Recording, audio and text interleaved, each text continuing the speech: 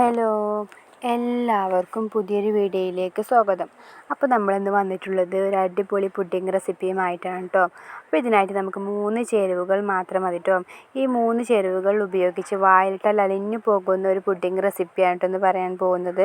അപ്പോൾ ഇതിനായിട്ട് നമുക്ക് ഒരു കസ്റ്റാർഡ് പൗഡർ എടുത്തുകൊണ്ട് ചെറു ചൂടുവെള്ളത്തിൽ നമ്മൾ നന്നായി ഇളക്കട്ടോ. ഇപ്പോൾ ചൂടുവെള്ളം നിങ്ങൾ എടുത്തിട്ടില്ല എന്നുണ്ടെങ്കിൽ ഈ വെള്ളത്തേക്ക് പാരുന്ന ഇത് കട്ട പിടിക്കാനുള്ള സാധ്യത ഉണ്ട് കേട്ടോ. അപ്പോൾ അതുകൊണ്ടാണ് പറയുന്നത് ചെറു ചൂടുവെള്ളമാണ്. ചൂടേറിപ്പോയാലും കട്ട പിടിക്കാനുള്ള സാധ്യത ഉണ്ട്. പിന്നെ വേണ്ടത് നമുക്കിതിലേക്ക് ഒരു പാൽപ്പൊടി പേക്കാണ് കേട്ടോ. അപ്പോൾ നിങ്ങളുടെ കയ്യിൽ പാലാണെങ്കിൽ അതായാലും മതി കേട്ടോ. അപ്പോൾ എൻ്റെ കയ്യിൽ പാലില്ലാത്തതുകൊണ്ട് ഇപ്പോൾ ഞാൻ ഒരു പാൽപ്പൊടി പേക്കാണ് എടുത്തിട്ടുള്ളത്.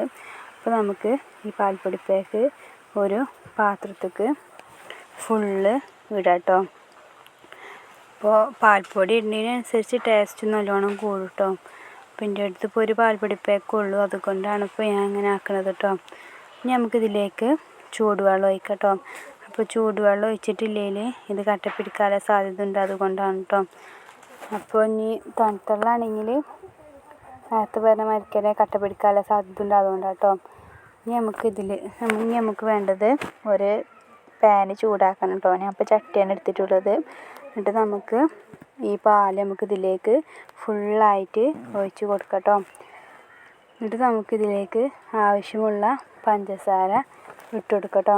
നിങ്ങളുടെ മധുരത്തിനനുസരിച്ച് നമുക്ക് ഇട്ട് കൊടുക്കാം കേട്ടോ. അപ്പോൾ ഞാൻ ഇപ്പോൾ 3 സ്പൂണാണ് ഇട്ടെടുത്തിട്ടുള്ളത് കേട്ടോ. എന്നിട്ട് നമുക്കൊന്ന് മധുരം ഉണ്ടോ എന്ന് നോക്കി നോക്കട്ടോ. നമുക്ക് മധുരമൊക്കെ പാകമാണ്. എന്നിട്ട് നമുക്ക് നന്നായി ഇളക്കി കൊടുക്കാം കേട്ടോ. ഒരു ചെറിയൊരു ചൂടാകുമ്പോൾ നമുക്ക് നമ്മളുടെ നേരത്തെ കലക്കി വെച്ച കസ്റ്റാർഡ് പൗഡർ നമുക്ക് ഇതിലേക്ക് പാർന്ന് കൊടുക്കാം കേട്ടോ.